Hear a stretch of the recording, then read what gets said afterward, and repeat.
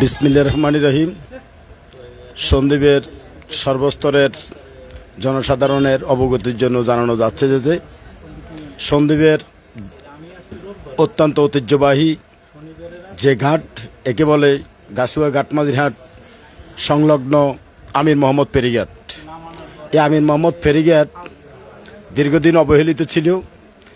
এই আমির মোহাম্মদ ফেরিঘাট পুরানা কী ছিল বা অতীতে কী ছিল আমরা সেদিকে তাকাতে চাই না। আমরা যাত্রী সেবায় নিজেদেরকে নিয়োজিত রেখেছি।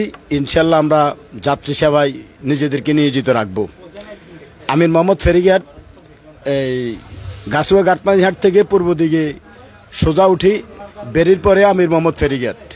ওখানে যদি জোয়ার হয় তাহলে একেবারে এই বেরির উপর সংলগ্ন থেকে যাত্রীরা অনায়াসে যাতায়াত করতে পারবে। আর যদি এখানে জোয়ার না থাকে, বাটা হয়, বাটা হলে এখানে কোনো প্রকার কাদা চড়তে হবে না। এখানে এই ফরনের নিচের কাপড় উপরে উঠাইতে হবে না। এখানে পায়ে শু খুলতে হবে না। এখানে কোনো প্রকার হয়রানির শিকার হবে না। এখানে একেবারে নদীর কূলে গিয়ে এই প্রতিটা যাত্রী এই অনায়াসে জুতা পাইয়ে দিয়ে, স্যান্ডেল পাইয়ে দিয়ে ওরা স্পিড বোটে অনায়াসে উঠতে পারবে। এটার গন্তব্য আমির মোহাম্মদ ফেরিঘাট থেকে সরাসরি বাঁশবাড়িয়া ঘাট।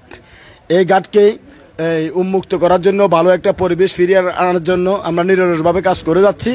আমরা এই সন্দ্বীপ সংযোগের মিডিয়া কর্মী জনাব হসিউল আলম ফসি ভাইকে অনুরোধ করেছি, সন্দ্বীপে যারা সাংবাদিক পেশায় নিয়োজিত আছেন তাদের প্রতিও আমাদের বিনীত অনুরোধ থাকবে, আপনারা এই ঘাটটা একটু ডিস্ট্রিবিউশন করেন।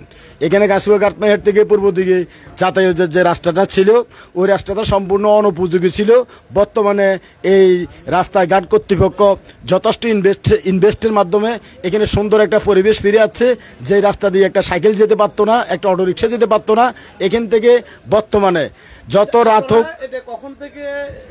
আমি এক মিনিট পরে যাচ্ছি, এখানে যত রাত হোক না কেন সন্দ্বীপের যে কোনো প্রান্ত থেকে এখানে যদি রুগী আনা নেওয়া করার একটা আমরা যে সুব্যবস্থা রাখছি, অ্যাম্বুলেন্সের মাধ্যমে হোক, অটোরিকশার মাধ্যমে হোক, ভ্যান গাড়ির মাধ্যমে হোক, ওই রুগীটাকে আমরা সম্পূর্ণরূপে আমরা সেবা দিয়ে যাব এবং আমরা সার্বক্ষণিক ওই রুগীর পাশে থাকবো।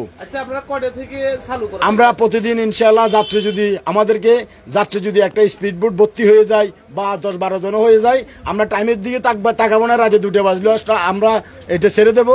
আর আমরা টাইম দিয়ে দেখছি বোট 6টা ফজর আজানের পর থেকে আমরা প্রতিদিন এটা অব্যাহত রাখছি ইনশাআল্লাহ। জোয়ার না থাকলে এখানে যে অন্য ঘাটে যে কাদা হয়, যেমন আমাদের এখান থেকে দক্ষিণ দিকে যে মানুষ যেখানে ছুটি করতেছে এবং এখানে লেবার অনেক এই মানসম্পন্ন ব্যক্তিদের গায়ের উপরে হাত পর্যন্ত দিয়েছে, অসম্মান করেছে। আমাদের এখানে সিটে নেই। এই সময়ে ওখান দিয়ে যে কাদার পরিমাণ, আমাদের এখান দিয়ে কোনো কাদা নেই, একেবারে শুকনো। আমরা এখান দিয়ে এক্সট্রা একটা রাস্তা করে দিয়েছে। আপনি ওখানে গিয়ে দেখবেন কোনো প্রকার এখানে কাদা ছড়তে হবে না। জোয়ার ছাড়া কোনো প্রকার কাদা ছড়তে হবে না।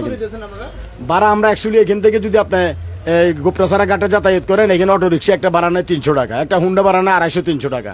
তো ঘাটমাঝির থেকে যদি আপনি আমির মোহাম্মদ ফেরিঘাটে যান, অটোরিক্সা নিবে 100 টাকা, হুন্ডা নিবে 100 টাকা। সবার জন্য জি। কিন্তু এখানে আপনার ভাড়াটা বেশি হওয়ার কারণ কি? না, এখানে ভাড়া মূলত বেশি না। এখানে যাতায়াতের ব্যবস্থাটা আপনাদেরকে দেখতে হবে। রাস্তাটা একটা পরিবেশ তৈরি করার জন্য আমাদের বেশ একটা ইনভেস্ট করতে হয়েছে। এটা হয়তো আমি বলি ইনভেস্টটা তো আমরা যাত্রী থেকে নিতে পারেন না। এখন কি যাত্রী যদি বাড়ে আপনারা কি এটা কমাবেন? অবশ্যই আমরা 400 টাকার যদি একটা রেট দিয়ে থাকি, আমাদের এখানে দৈনিক যে পরিমাণ তেল খরচ যায়, মোবিল খরচ যায়, এখানে স্টেপ খরচ আছে, ড্রাইভার খরচ আছে, সব মিলে আমাদের 400 টাকা দিয়ে পোষাচ্ছে না। এই বলে আমাদের 700 টাকা কার্যকর থাকবে না। যখন যাত্রীর পরিমাণ বাড়বে, আমাদের স্পিডও বাড়বে, স্পিড বোর্ডও বাড়বে, আমাদের সেবাও বাড়বে। আমরা পর্যায়ক্রমে এই 700 টাকার থেকে কতটুকু কমিয়ে আনা যায়, আমরা গঠনমূলক একটা সিদ্ধান্ত নিয়ে যাত্রীদের জন্য ইনশাল্লাহ এগিয়ে আসবো। কোনো সমস্যা নাই এখানে যাতায়াতের।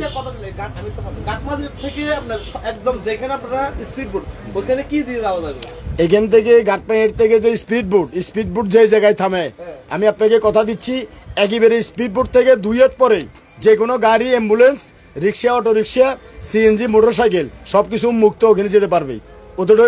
ওদের পরিবেশ করা হয়েছে ওখানে।